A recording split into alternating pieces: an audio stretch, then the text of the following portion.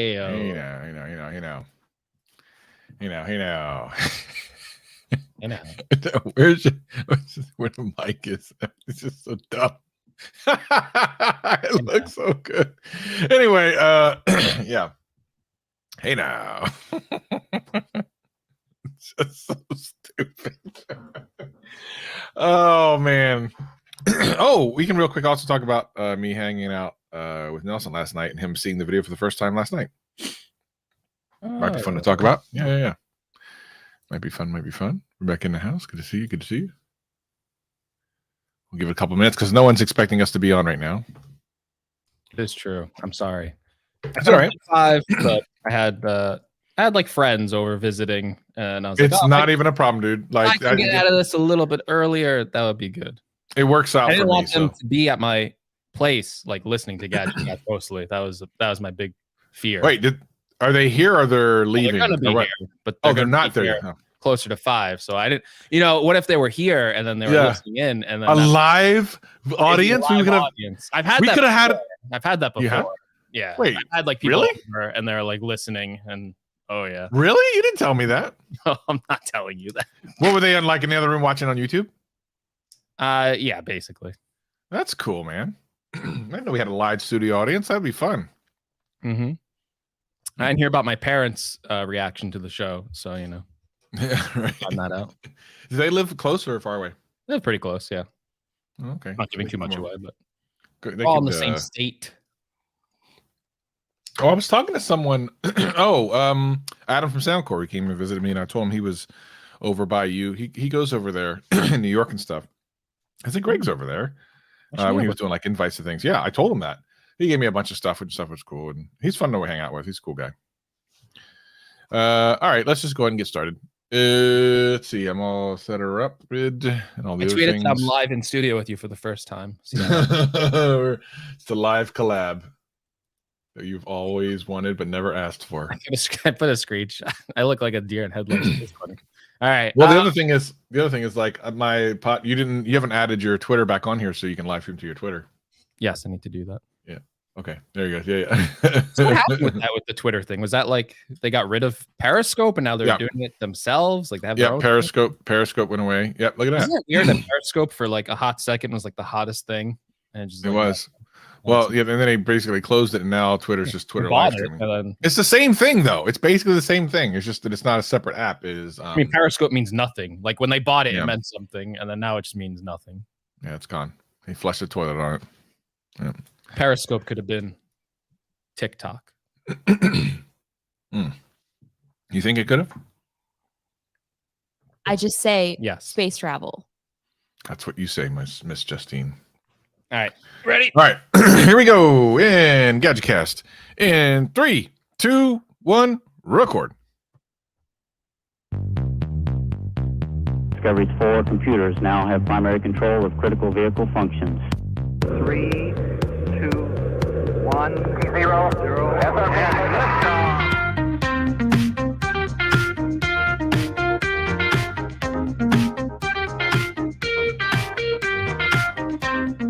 Hello, world, and welcome to the premier tech podcast, the Gadgetcast, live in studio for the first time ever. My name is Gregory McFadden, joined always with my co-host, Travis MC. Space travel.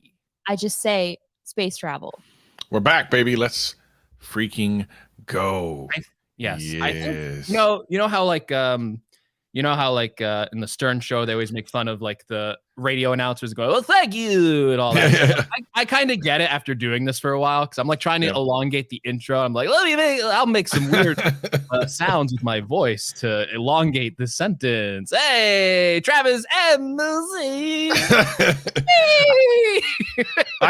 When I used to host my own podcast and stuff, trust me, I get it. Like you get that kind of intro down, you're kind of doing this little radio-ish type thing, and it's just weird. But it makes sense in the moment when you're doing it. It's like, okay, I gotta hit this post, I gotta do these things, and yeah. We should just pre-record an intro, and I should hit a button every time, and no one would know. That's actually not a terrible idea.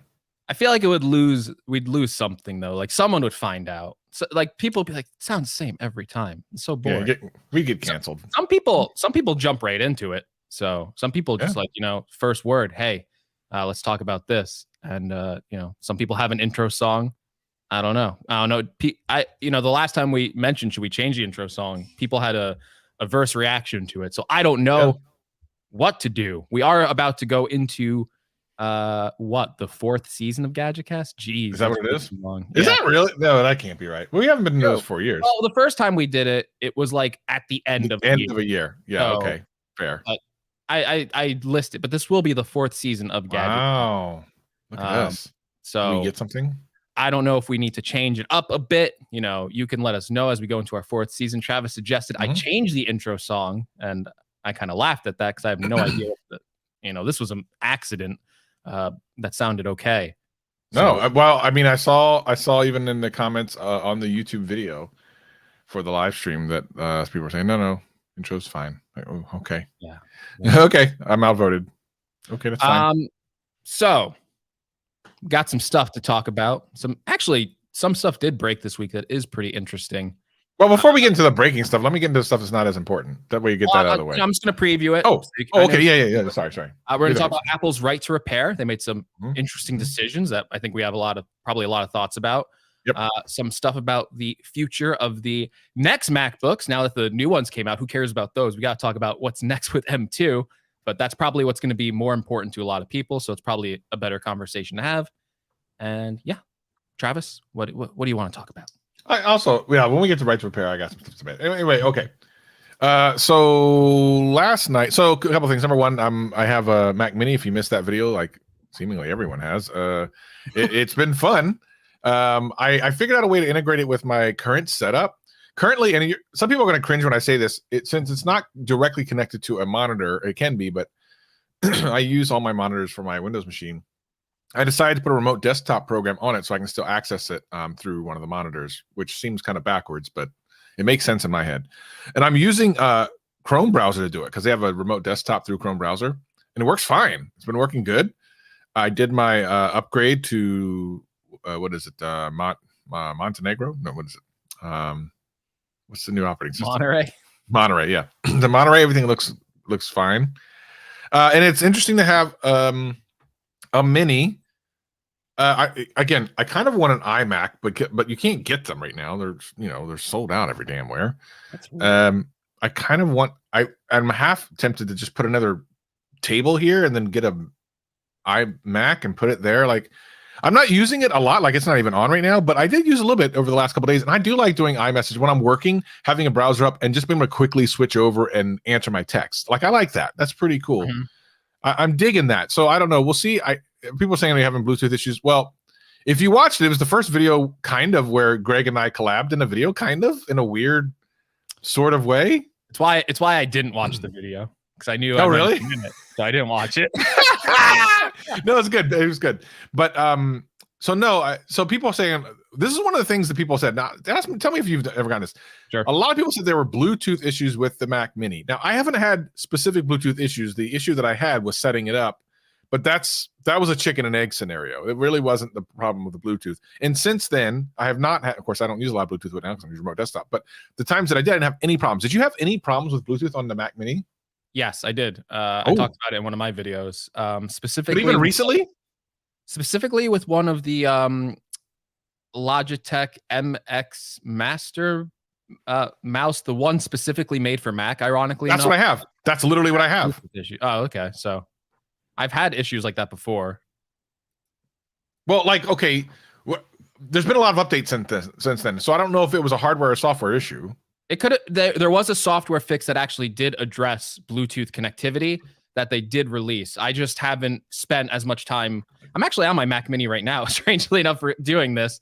And but I did swap out that Logitech mouse. I have the official Apple mouse when I got the iMac. So I have that here, and I'm not having I haven't had any Bluetooth issues like that since that update. Because I've been doing Gadgetcast on all the Mac Mini. So yeah, I guess I don't have Bluetooth issues anymore. It just kind of you notice it when it happens, but then as soon as it fades into the background, it doesn't happen anymore. You cease to remember that it was a problem. And just the complaint sticks with you. So I guess it's fine. Yeah. Yeah, because you're not supposed to have to worry about that. So once it goes away, it's not like, oh, cool, things work the way they should. It's kind of like, this is how it should be. Yeah, exactly right. Exactly right. So that's interesting. So some people in the chat saying they don't have issues, which is good. I didn't watch your video, but I see Rebecca in the chat says my tech tips are not great. Didn't I solve the problem? You kind of did. You kind of did. He kind of did. He kind of did. Yeah, you got to watch that if you want to see Greg giving me tech support. Tech tips are great. I mean, literally, Greg giving me tech support. Yes. During a call while I was shooting a video. It's on my channel. Make sure you check that out. It's the Mac Mini. I might do another video. I don't know. We'll see what happens. But yeah, that it was just a setup thing that was kind of weird for me. And the fact that I felt like very much a chicken and egg where you needed a mouse to log in. But if your mouse is Bluetooth, like how do you finish the setup? Because you're able to get to a certain point with keyboard only. And then once you get to the signing in of your Apple ID, you can't use the tab, which is how you are jumping around different spaces. You can't use tab anymore. Yeah. Which is weird. Oh, Sharon's talking about iMac is regional. No, most of the iMacs you're seeing are the older iMacs. I'm talking about the M1 iMacs. The M1 iMacs you just can't get a hold of, refurbished or new. But yeah, so I know I got past it. I'm playing around with it. I'm enjoying it. We'll see what happens. I'll probably do another video or so with it just because I have it. And then we'll see. And then secondarily, last night, I went and saw my friend Nelson and his wife Erica, and we got to watch my video together. This is the first time they saw the video. They had not seen the video up until last night. It had been out for a week and a half, and they hadn't seen it. They really enjoyed it. They thought that he had to go to get a wired mouse. Who has a wired mouse anymore? Technically, T says in the chat, I had to go to Office Depot, get a wired mouse to set it up. I mean, bro, like I was stuck for a moment. I was kind of upset by that. But anyway, yeah, so they really enjoyed it. And then when I told them some of the comments, which by the way, that video, the amount of comments per view is insane. At the time of this video has like 21,000 views, which isn't that much. But typically for a video about that size, I'll get anywhere between 200 to 400 comments for a video of that size, depending on what I'm talking about. There's over 800 comments on that video. It's like insane. So a lot of people were talking. A lot of people had, different things I talked about last week. Actually, I think I went more in depth yesterday in my personal live stream. But when I told them some of the feedback they were given, first of all, they were happy to have been a part of it. They still enjoy it. Of course, Nelson's still using his iPhone. But they were kind of surprised by some of the feedback that people had, some of the questions about, he had an old phone, didn't matter. And just as I kind of predicted, most of that stuff didn't matter. Like, it didn't matter to him. Nelson's not a guy who cares about, he uses technology as a tool. He literally sees it as a tool. So while it was cool to potentially get a new phone, that wasn't the impetus of him changing, because literally when I'm there, he's using iOS related features that are not on Android. People were one of the biggest criticisms. Well, you're using an old Android going to a new iPhone, so of course he's going to want the new iPhone. Well, no. No. I mean, if Android's so great, it doesn't matter if the other thing is new. If it's new crap, you don't want the new crap. And people were like, if you give him a new Android phone, he would have stayed there. Well, considering everything that he now loves is all iOS related stuff, no. But anyway, he got to see it. He enjoyed it. That was a fun time. I've never been able to watch a video with someone who, was in one of my videos and watch them watch it for the first time. It was kind of a cool little experience. Yeah. No, again, I'll reiterate, I thought it was good. I thought whatever your test was, it was indicative of a regular consumer's buying experience anyway. If Nelson was going to give an iPhone a shot, he's not going to go get an older iPhone. He's going to get whatever the latest Exactly is. Right. Exactly right. Can the latest win someone over who's so ingrained into that ecosystem? Because I think if you gave, if you did the same experiment with an Apple user and they had an iPhone 10 and you gave them the latest Galaxy phone, I think the results might be completely different. They might miss out on all that ecosystem stuff. And even though this other phone had all this amazing hardware, at the end of it, they'd probably go, I miss all this exclusive FaceTime stuff I used to do with my family and iMessage and stuff. So even though, hey, the camera on the S21 is better, I got to go back to the iPhone 10 because I just need all those services in my life. I'm pretty 100%. Sure that would be the reaction I would expect. And I'd be surprised if someone chose the hardware over all that stuff. And it's funny you say that, because that was one of the things. Oh, they do have some refurbished M1 iMacs on Apple's website. Oh my goodness. I was talking to them last night and I go, one of the things that people wanted me to do was, and I was talking to Erica, I said, give you an Android phone. Now, remember, she's been on iPhone for a while. First of all, I think you're going to have less success getting someone to go from iPhone to Android. I just think there's just generally speaking, it's going to be harder, especially if they have a bunch of friends that have iPhones. Like, I think it's going to be almost impossible. But now that her husband, after all this time, is finally on an iPhone, there's no way it works. And I said this in my live stream yesterday. I said, I'm not going to do something for the sake of doing it just so you guys can go, oh, well, you knew she wasn't going to switch, so why did you do it? No, I'm going to try to find someone where, all things being equal, it's it's an even kind of a thing, and I'm gonna give it a go. Now, so they have a refurbished M1 Apple iMac. I wonder if I should get one of those and then review that. You should. It's the 8 gig memory. So again, we're stuck with 8 gig RAM, which is fine. Did your Mac Mini have 8 gigs, right? Yes, but by the same token, it's like, what if I like it so much I want to do a lot of things? So how many of the devices you have 8 gigs of RAM? For me?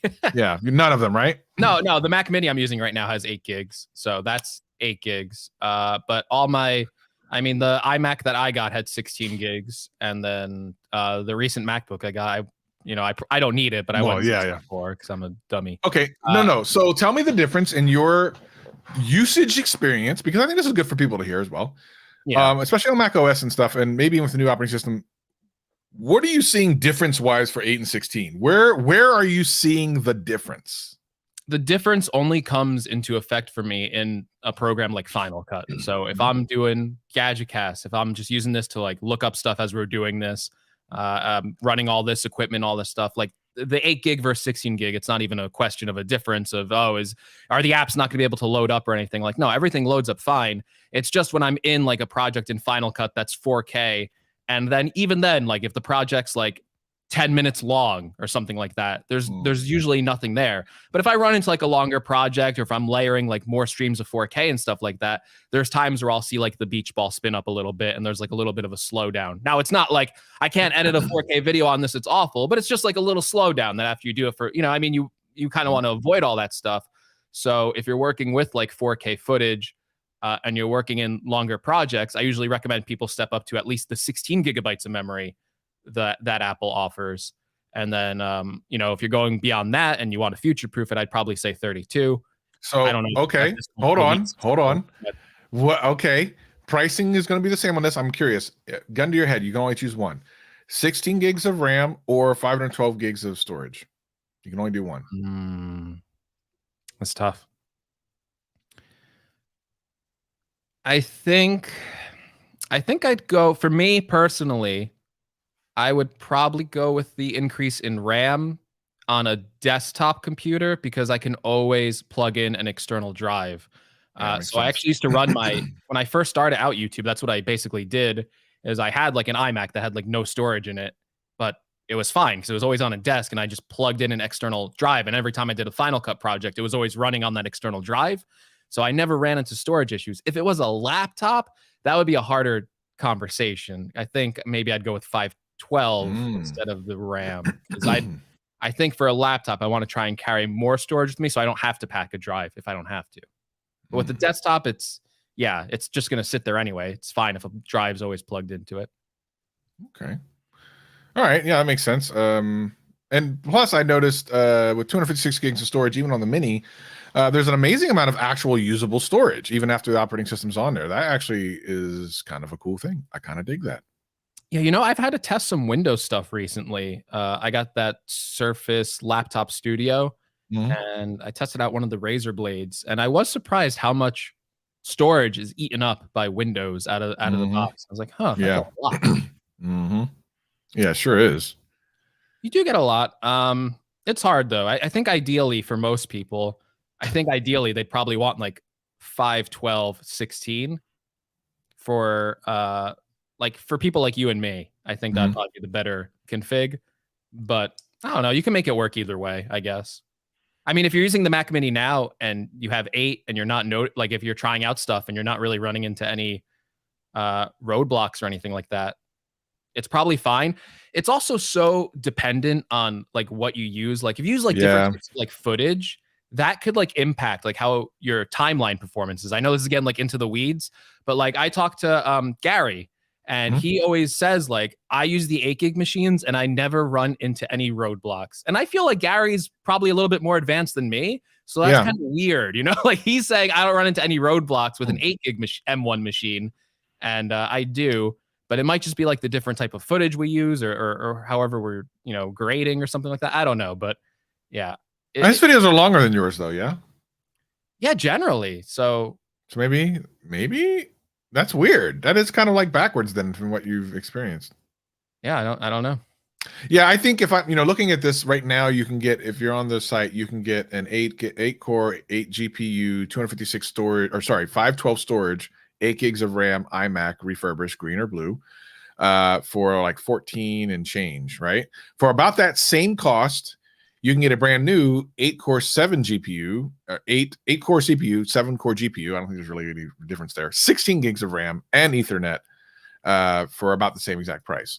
So at that point, you're kind of like, really comes down to that one extra GPU core, which I don't believe does anything. And then, of course, the storage is the difference. But I think you at least have a lever to pull, so to speak, to fix the storage with the the USB-C on the back with a external storage. But you have no lever for the RAM. Yeah, it is what it is. And if you want this to last a couple of years, you probably do want to get 16, even though 8's probably going to last you for a while. You just never know. So you're probably right. Yeah, I would go with the more RAM, and then you can always just plug in a terabyte SSD for like $100 or less, and you're fine. 100% right. Speaking of these things that you can't actually upgrade or anything, Apple has some right to repair stuff. What do you think about? Tell us what's going on, and then we both have feelings on this, I'm sure. Oh, I think a surprise to many people. I think the thing I tweeted was, "Whoa! Like what the heck? Wasn't expecting this at all." Is that Apple on what was it last week? Geez, what's time? Like a couple days ago, right? Like they announced a self-service program. This is basically they're starting it off with just like the iPhone 12 and iPhone 13, but they plan to expand it to, I think, all their future products. And then they also mentioned like the M1 Max specifically, or Max with an M1 chip. So probably not like the Intel Max, I'm guessing, but like going forward, like doing these programs.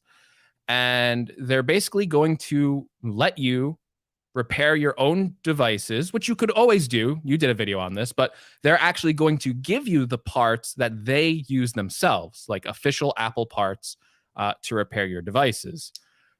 So that's basically the thing in a nutshell. I'm sure there's probably a little bit more complexity to that, but in a sense, that's what you're going to be able to do. I think it's good.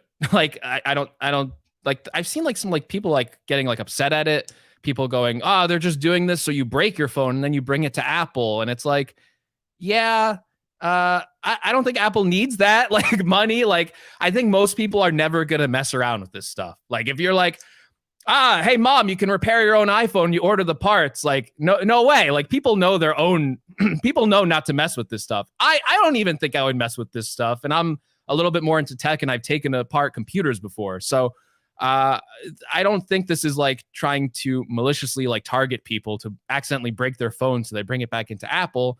I think it's just a way to make sure if you have the skill to do it, you can repair your phone. More importantly, you can repair it with official Apple parts, because that seems to be what Apple really has a problem with whenever they go against these third-party repair programs, is that a lot of them are just using unofficial screens, unofficial batteries, unofficial, Touch ID buttons or stuff like that. And then if the customer has a problem after that, they're going to go, Apple, why did my phone blow up? Apple, why did my display stop working? When in reality, it was probably because you got a third-party flaky part that had no business being in this phone, or Apple couldn't see if the part was, faulty or whatnot. So I ultimately think it's a good thing. This is what a lot of people have been asking for. They want Apple to open up their repair. They're going to send you like the diagrams and stuff like that. Mm-hmm. And I don't know. I just don't see a bad side to this. I like to be skeptical sometimes and look at things and go, okay, what's the catch here? But this just sounds like a good deal all around. I think the problem a lot of people might have with it is it's just to individual customers. So I saw a lot of people going, well, third-party repair shops won't be able to get access to this.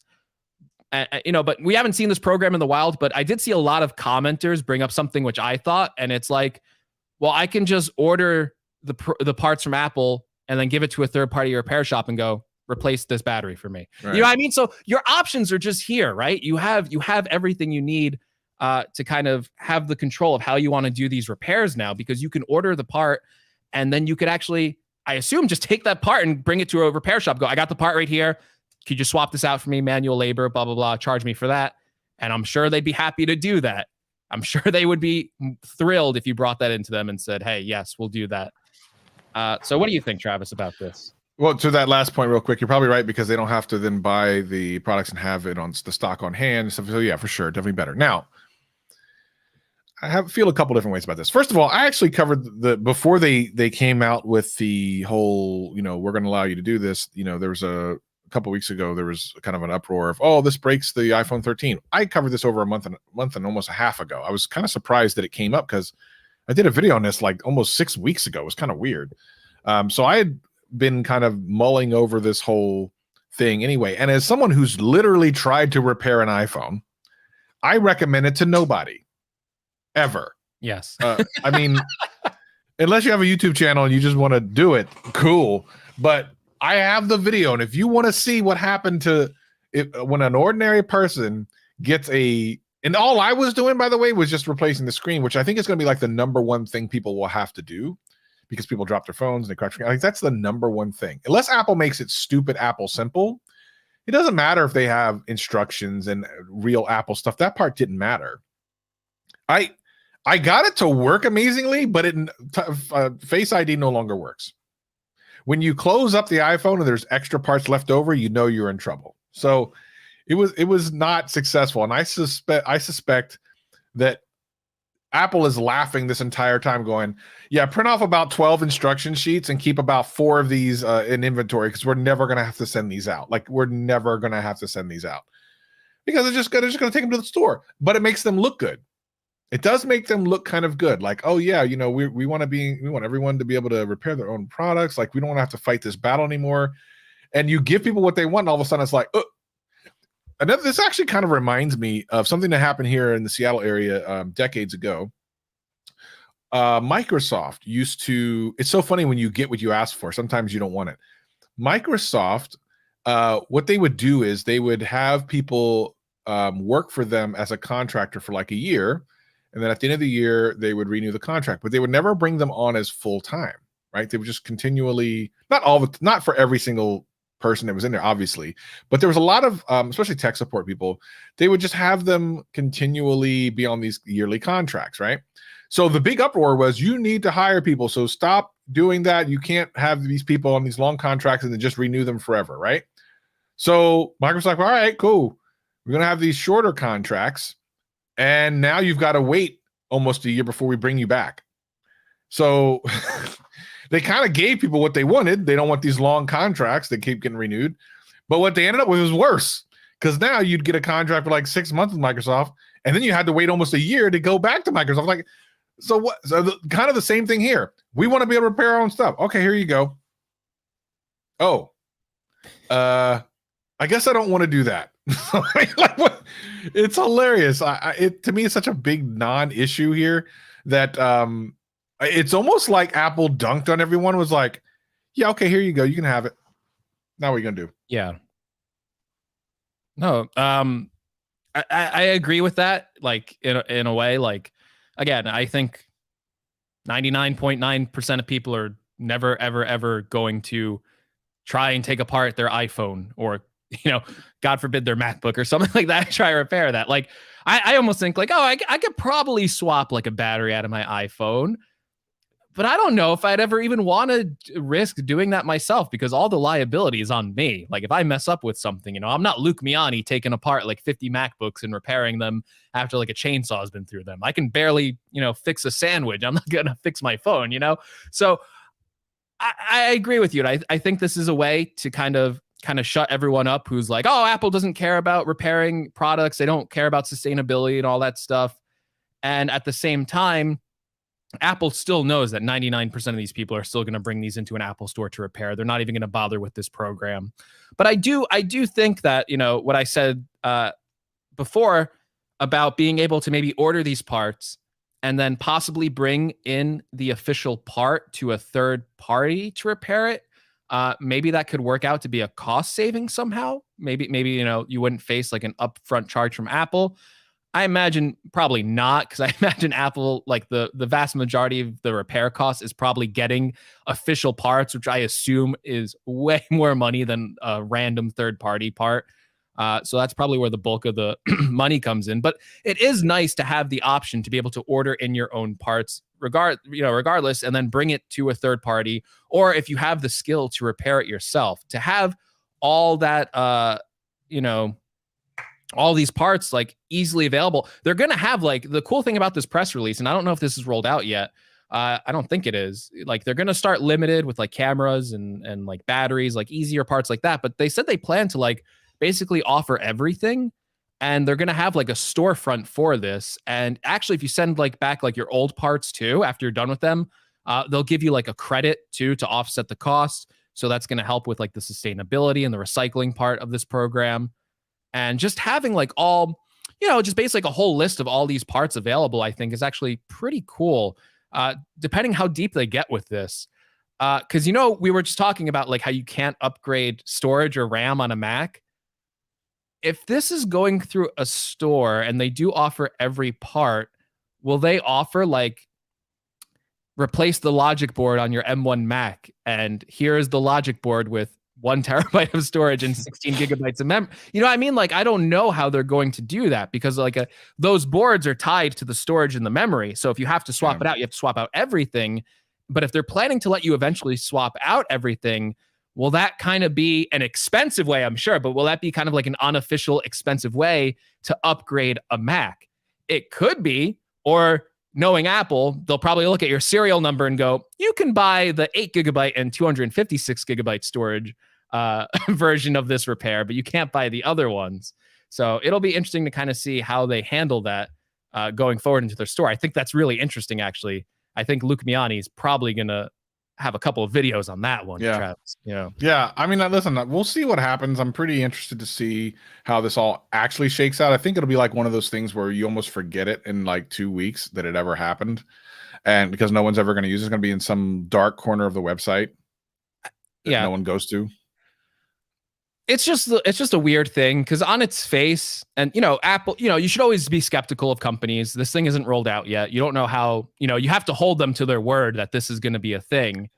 But it's always just that thing of like Apple announces something and then like half the internet's like, this is actually bad. And it's like, why is it bad? Right. You know what I mean? Like, people are saying it's bad because, like, they're trying to get you to break their phone. Like, I think that's just too skeptical. Like, you know what I mean? Like, okay, but like, that going into that, if you're going to attempt the repair, the liability is on you. It's not like they're saying, you have to do this first, and then if you mess up, you got to take it to Apple. They're just saying, here is another option on top of the options we already offer. They even say in this article, we think you should probably bring this to an Apple store and get it serviced by an official repair technician through Apple Care. You know what I mean? Like, but it's a good thing. And you're right. It's a way to get people to, print out 4 of these things. We'll probably never send them out. And hey, if anyone ever says, you don't let us repair our own parts, we can always point to this program and go, well, here it is, So overall, a good thing for Apple, and to be fair, a good thing for customers who want to just get in there and tinker and repair their own stuff.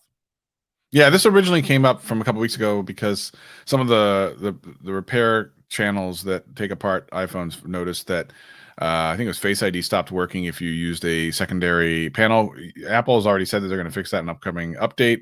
So that's not even an issue. It's interesting that they went the step further, though, to then say, in addition to that, Yeah. So, but let's talk about that, because I think that is part of the broader conversation where you could criticize Apple fairly.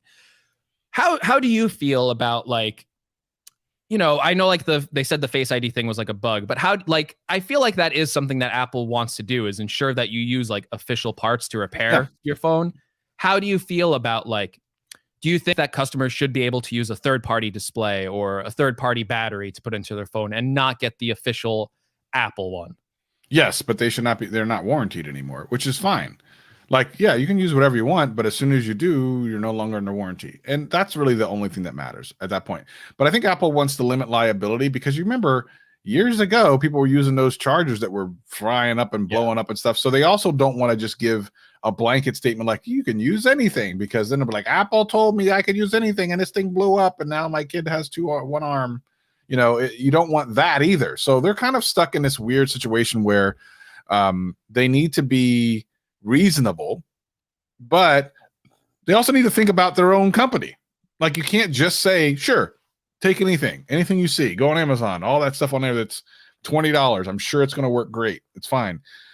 So do they have safeguards for that? I mean, it seemed intentional this time through, but the fact that they fixed it almost implies that it was not intentional, because it's not like Apple was like, oh my God, there's some YouTube videos by some nerds that would like to repair their iPhones and now we've got to do this. But they don't give a crap about them.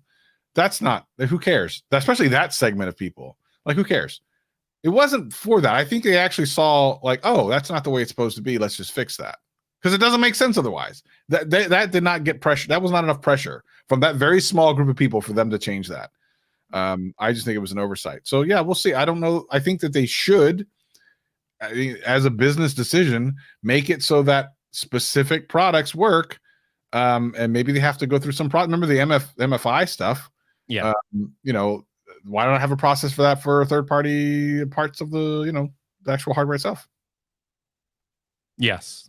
Agreed. Hmm. More options is always the better thing, so you don't get price gouged as a Indeed. consumer. All right, Travis, you Yeah. ready for this? Ready for the M2 Mac? You're gonna buy an M1 Mac, and you're gonna be sad that you even bought one. Because I don't know. I'm looking at it, so I'm looking at them, and I to be honest, like once you start throwing the 16 gig, the refurbs go out the door, because a lot of times they don't have those in the refurbs, because the only refurbs they have right now are the 8 gig. So that puts that out.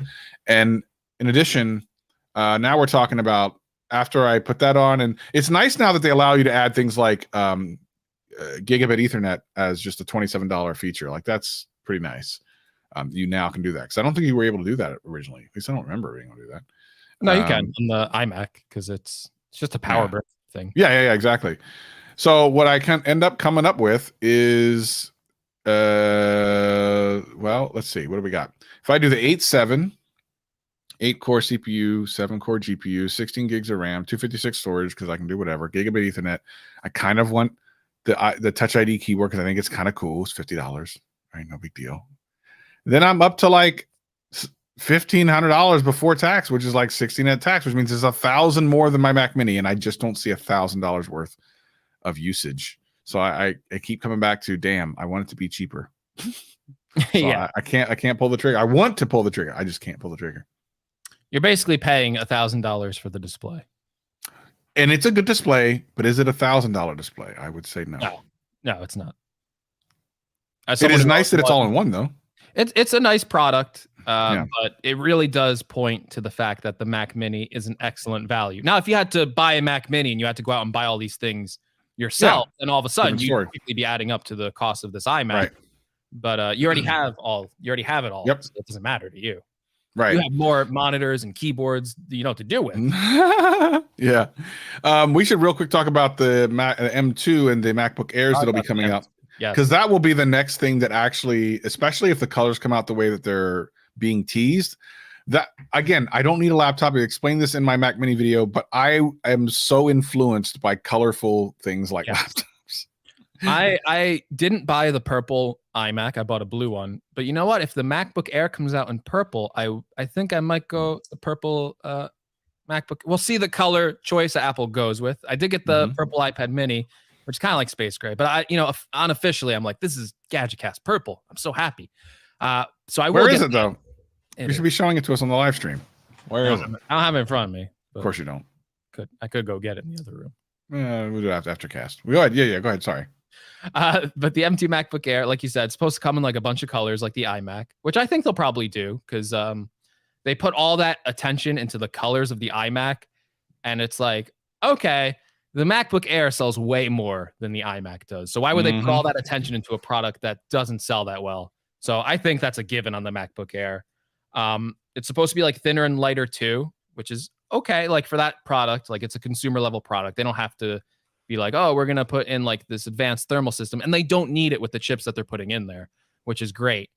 And it's supposed to have the same size display, so 13.3.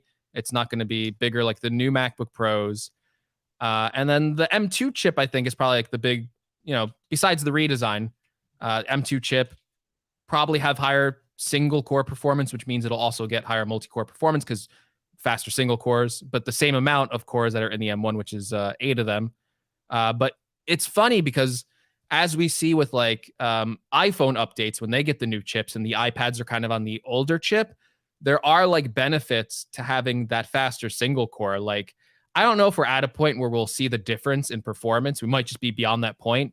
But technically, like an M2 Mac, like if you open up like Safari, if you open up like your notes, technically would probably be faster than even an M1 Pro Mac if it has higher single core, because those programs engage a single core and that's it. Like they're not using multi-core performance. They're not rendering out a video. So for everyday tasks that you do on a Mac, an M2 MacBook Air might be faster than the most expensive M1 Max MacBook Pro, depending on what you do. So it's very interesting that we're going to be in this kind of same cycle for Macs that we were kind of in that iPhone cycle where we'd come out and the multi-core would still be higher on the iPad Pro, but the iPhone and the iPad Air would have faster single core. And you'd be in that question of like, well, which one's better? Which one's better? We're going to have that same question now with Macs, which is interesting. But what do you think about like this rumor that there's going to be a notch on the MacBook Air 2? Do you agree? Do you think that'll happen?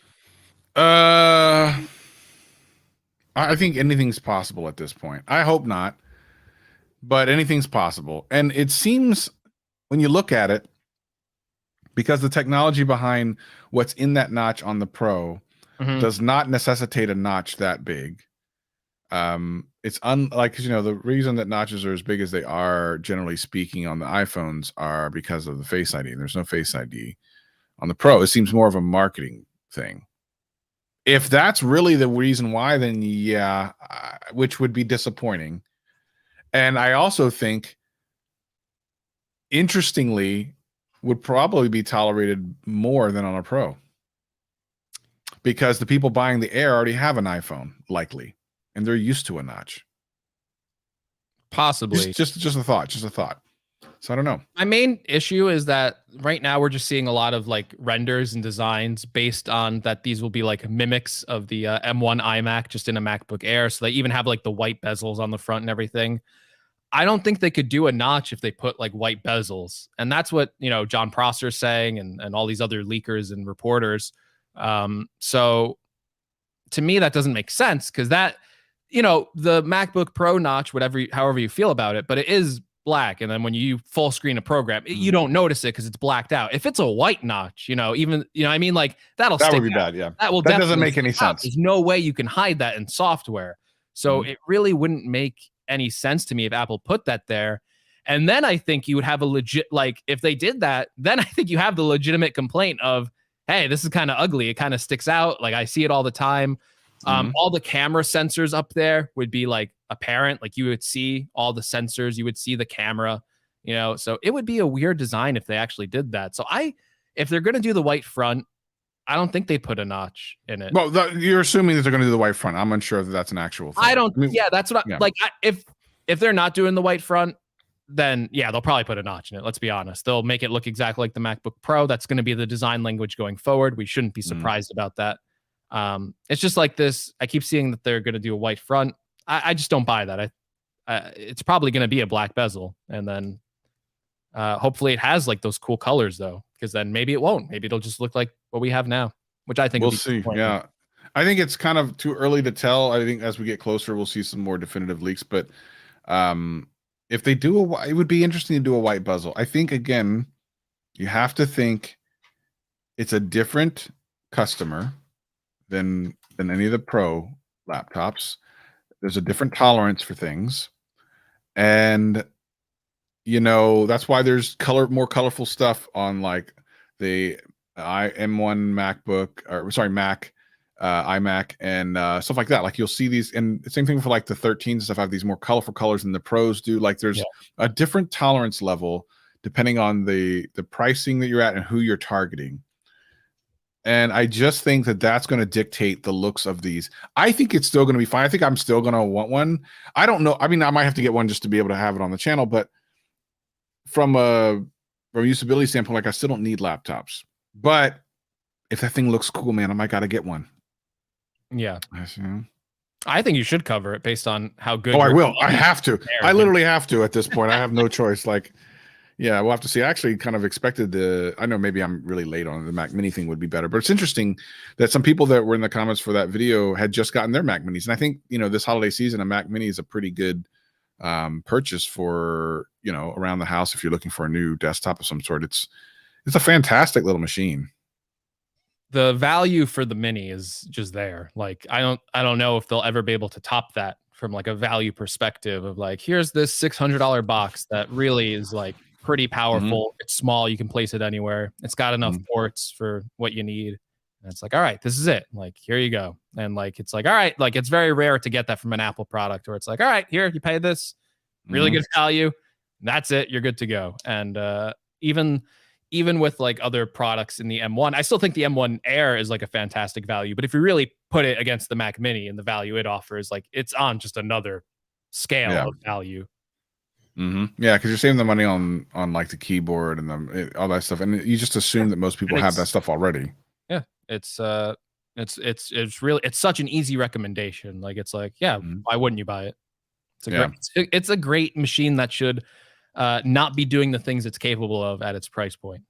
I 1000% agree. I can't argue that at all. And, I'm still not using it as much as I probably could, but I can't argue with the fact that, especially at a refurb price, it's ridiculous. And I don't know if there's going to be any Black Friday sales for anybody to put this thing on sale anywhere. But I mean, when you're under $600, man, it's really difficult to find any kind of PC that's going to do. And Everyday Dad, Gary always says that in his videos, like, find me something around this price point that has the capabilities of this thing.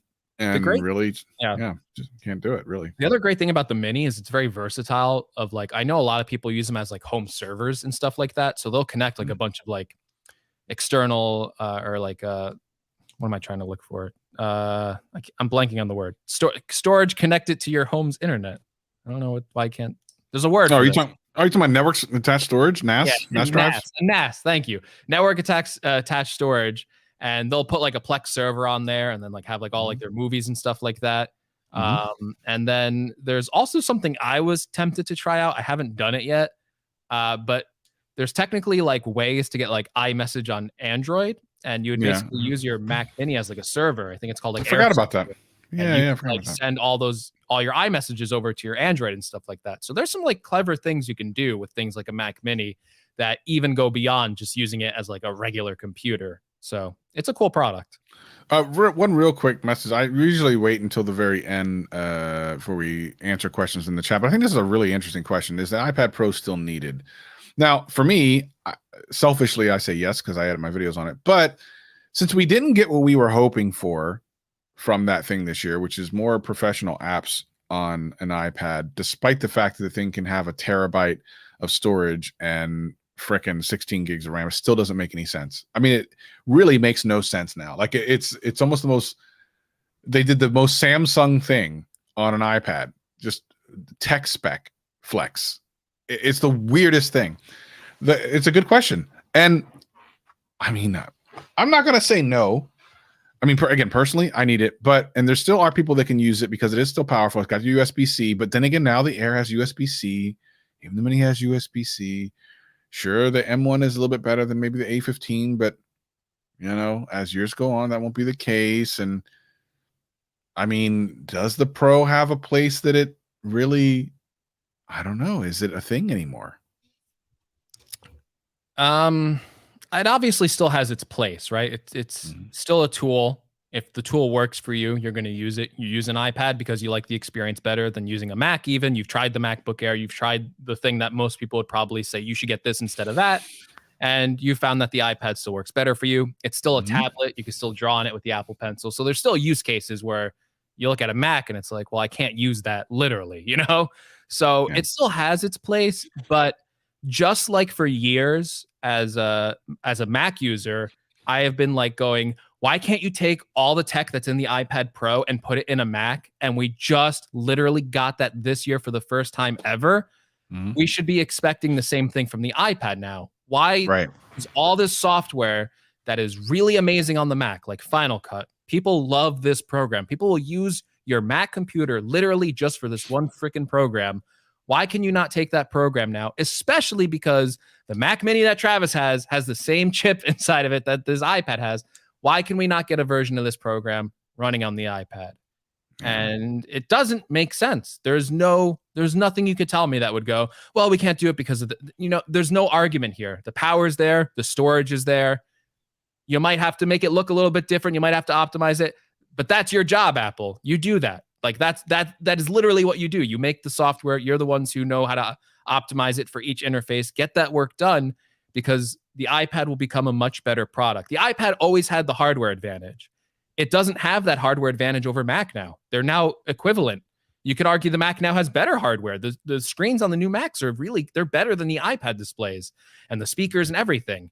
So Apple now it's time for the iPad to catch up in software, just like the Mac has finally caught up in hardware. Maybe it wasn't ready for last, we had all the COVID stuff. Maybe there's some things they're working on that weren't quite ready. But this WWDC, I expect to see a story for the iPad, because for a lot of people out there, it really doesn't make sense to go with this product. And the iPad Pro, especially when you look at the value it offers next to something like a MacBook Air, it is a hard argument to make why you should get an iPad Pro if you need a laptop form factor, because you look at the MacBook Air for $1,000 and you look at a 12.9-inch iPad Pro and it's $100 more expensive. It doesn't come with a keyboard, and the keyboard they sell is like a $350 attachment. Like the value for the MacBook Air in that case, you get so much more for your money with that product that Apple really needs to step up. And if they need to do exclusive stuff for the iPad Pro that doesn't run on any other iPad, I think everyone would give them a pass, because it's they're calling it a Pro product. It should be capable. I wish that I see some different YouTube channels getting more and more time with different Apple executives. I really just want someone to straight up ask, not only what is the future vision for the iPad Pro, but just why not? Like, just you can, even if I don't agree with the reason, I just want to hear it. What is the reason that we didn't get Pro apps for the iPad Pro this year, or are we getting them next year? Like, just answer that. If there's like, well, we don't want to because we don't want to, sacrifice the people who buy MacBook Pros. Okay, fine. At least that's an answer. We literally just have no idea. We're left speculating. We're left guessing. And none of that is satisfactory. It's not satisfying. That would be, Apple usually just did not like they would never answer that question. I don't think you'd get a satisfying answer, but I think the way to angle that question would be like, you make these great apps for the Mac. Is there ever a chance we'd ever see them come to the iPad? You know what I mean? Like, you got to try and get them to be like, well, it'd be, I don't know. They know how to get out of any question though. So I just want to hear them not squirm. But I just want it to be on record. I just want them to, again, because right now there's nothing on record. They just don't say anything. They just let us speculate, and then we answer the question ourselves, and it was probably the wrong answer. It was the wrong question to ask in the first place, apparently. Anyway, so coming into dead season for tech, a little bit of holiday madness. We'll probably do, maybe next week we'll do, for the people watching and listening, like a little buyer's guide episode, because Black Friday will be out. It would have already been passed, but of course, Cyber Monday will be right around the corner, and there's going to be sales from now until. By the way, it's Thanksgiving week, and there's already Black Friday sales going on at the moment, so there's always going to be deals. Maybe we'll just do like a little buyer's guide episode next week. What do you think? Sure, might be kind of fun. Our favorite tech for different price points might be good. People are going to be looking for gift guides and all that stuff. We can even talk about if we bought anything on Black Friday. Oh, we didn't even talk about really the M2, did we? I mean, we kind of did. Oh, we did. No, we did. We did. Okay. I was gonna say we did the same thing we did last week. No, I did not make that mistake. I gave them plenty of M2 information. Plenty. Okay, good. Good. Max, that's right, you did. It's the Macs most consumers are gonna want, because these M1 Pro Macs are great, but they're $2,000. They're really expensive. A lot of people want these MacBook Airs because it's going to have a lot of the same tech that the MacBook Pros have, possibly mini LED display on that consumer level. I think that'll be, if there's one pro feature, Travis, you can always put into a consumer level product that people always appreciate. It's a better display. Everyone likes a better display, right? True. That's what I say. True. I'm like, they call it a pro display. You put that in a regular product, people will go, that's a nice display. I like that. I'll buy that. I'll buy that. That's true. I mean, that's one of the reasons I got this. Not just only. I probably would have gone back to the 11-inch iPad Pro this year around if it wasn't for the fact that you couldn't get the mini LED on that. So, fair point. Same. I was thinking the same thing, but I was like, I don't want the worst display. I need the better display. I need it. I do. I deserve it. I do deserve it. It's a good display. I'm glad I went with it. It is. No, listen, no doubt about that. You can't fight that argument. There's no argument there for sure. It's worth the extra 100. I was like, fine. Oh, we also maybe should for the holiday season see if we can do some type of real cool thing where we give away the last 2 Gadgetcast exclusive headphones. Yes, we'll make someone's Christmas. We'll make their holidays perfect. Yeah. I mean, I wanted to go to someone who's like, a longtime listener who's here all the time or whatever. I have at least one person in mind that I think, but we'll figure something out. I'm gonna give it to the person who says the most nice things about me. So go ahead. Let's see. I'm not seeing any nice things in the chat right now about me. No, we got a couple weeks to butter me up, and I'll pick the best one. All right, everybody. We'll catch you next week. Thank you for joining us again. Definitely leave us a comment. You can email us. You can leave us voicemails. Links are in the description. Leave us a voicemail. I gotta leave us a voicemail. Email situation. Oh, email's terrible. Email is compromised. It is. It's compromised.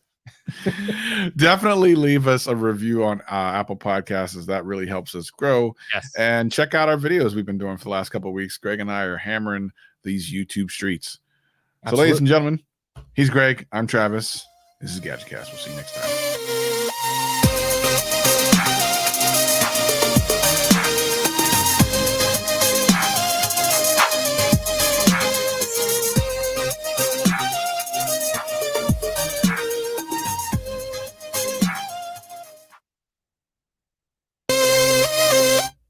Whoops. I hit the wrong button twice. Look, I thought that was like a glitch on my end. It's like, whoa. No. I tried. I'm hitting record again.